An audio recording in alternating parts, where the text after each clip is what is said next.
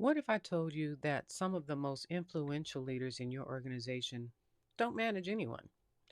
And some of the people managing teams aren't actually leading? Have we confused leadership with position, authority with influence, and management with leadership?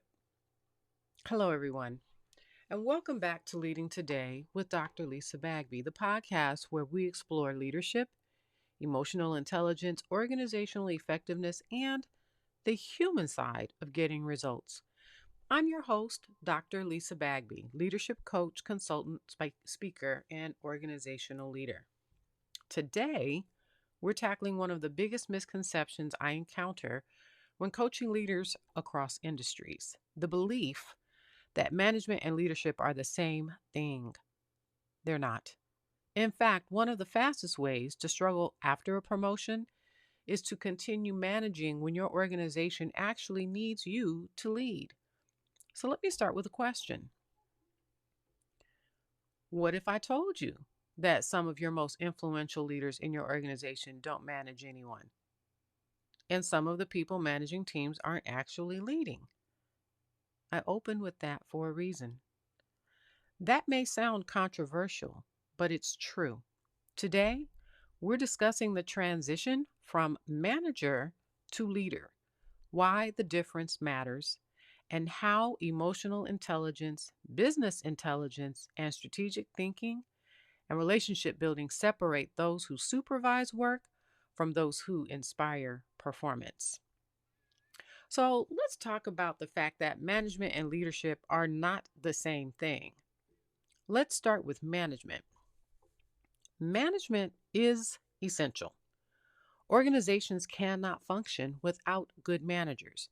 Managers create structure, they ensure accountability, they coordinate resources, they monitor performance, and they solve operational problems. But they also focus on efficiency, consistency, and execution.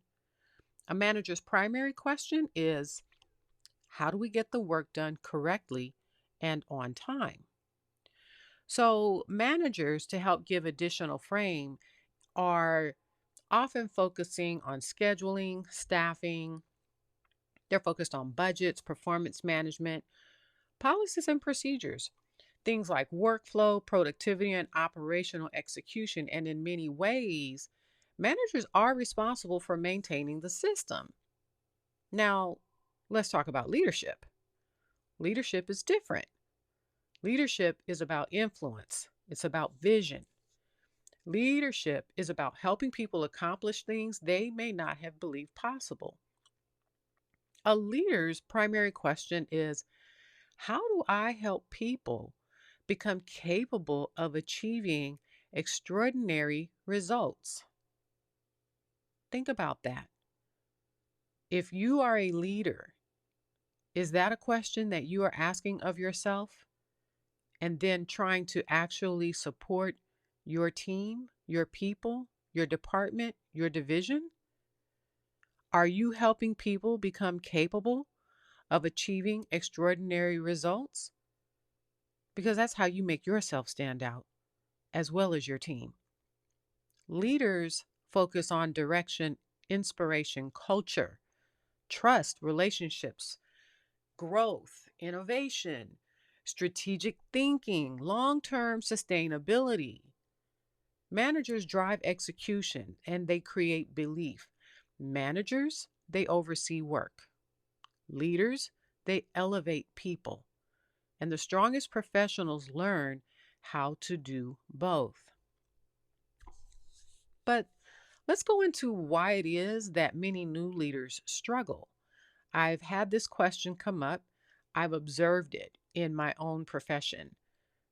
One reason many people struggle after promotion is because they continue doing what made them successful as individual contributors. And that's a very common happening.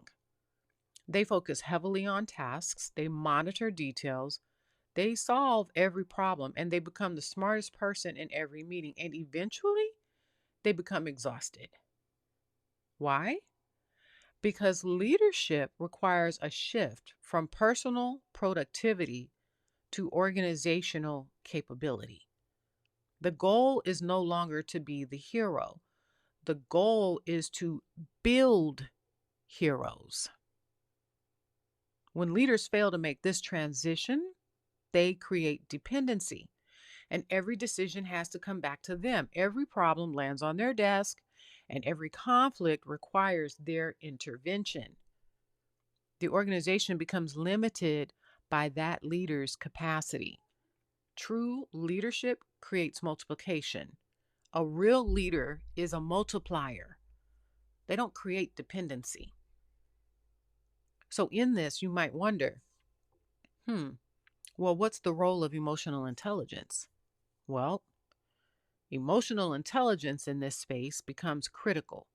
Many managers manage processes. Far fewer, however, can manage emotions or relationships and human dynamics. Leadership requires understanding. It requires that you understand what motivates people, what discourages people, what builds trust, what destroys trust. How do people experience me as a leader? A leader must ask themselves this. Can I adapt my style to different individuals? Can I have difficult conversations respectfully? Can I regulate my emotions under pressure? Or can I create psychological safety while maintaining accountability? Emotional intelligence is not about being nice, it's about being effective with people. And that's what leaders do. The research consistently shows that employees leave managers, but they stay with leaders who make them feel valued, respected, developed, and supported. I have shared a couple of my own stories throughout the earlier parts of my career where I definitely left managers. The organization as a whole may have been good, had promise, excited me, but the managers that worked inside those organizations, because I can't really say I can call them leaders, but I left those individuals. Consequently, I had to leave the organization in many instances. But people, when they feel as though they've got to stay, they stay because they are just complying with authority. But if they have a really good leader, they commit to trust and they stay.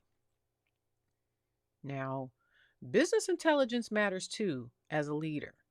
So let's talk about something that many leadership discussions actually overlook, and that is business intelligence. Great leaders are not just people focused, they're business focused. They find a way to balance these two and they understand where they actually intersect. So, leadership is not simply making people happy, leadership is creating results through people. And strong leaders, well, they understand a few things. They understand what drives revenue, what impacts profitability, what influences things like in a healthcare organization, for instance, they understand the influence on patient outcomes, what affects engagement, what metrics matter, what trends should concern us, what data tells us about the future. Business intelligence helps leaders move from reacting to anticipating. Managers often focus on today's problems. Leaders study data to predict tomorrow's challenges. They understand patterns. They identify risks early. They connect decisions across systems. Leaders also rely on the expertise of their team to be informed.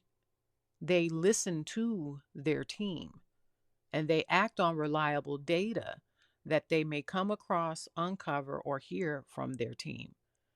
But the other thing they do is they understand patterns and identify risks early, but they connect decisions across systems, like I mentioned.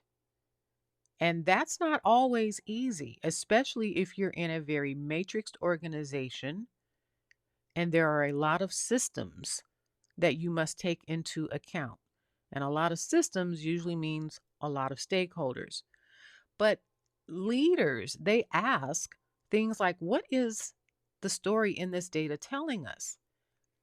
And perhaps more importantly, they ask, well, what story is the data not telling us? What is missing? Hmm.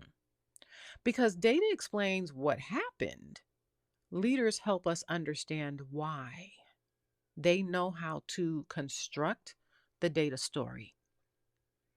Now, let's go into a little bit about the power of relationships and networks.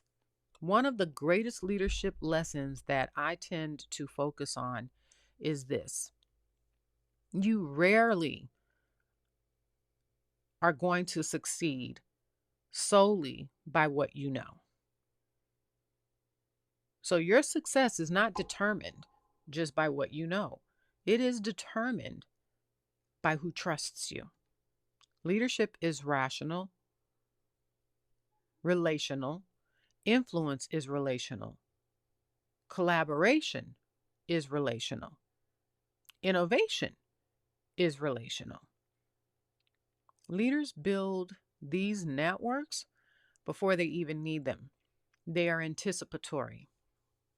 They cultivate relationships across departments, functions, levels, and ultimately across the organization. So think about how you are moving through your organization currently. Are you creating these kinds of relationships? Are you building these types of networks? Because if you're not, you're missing on the opportunity of moving from an individual contributor to that of a leader. And that is hugely important to recognize and understand. Now,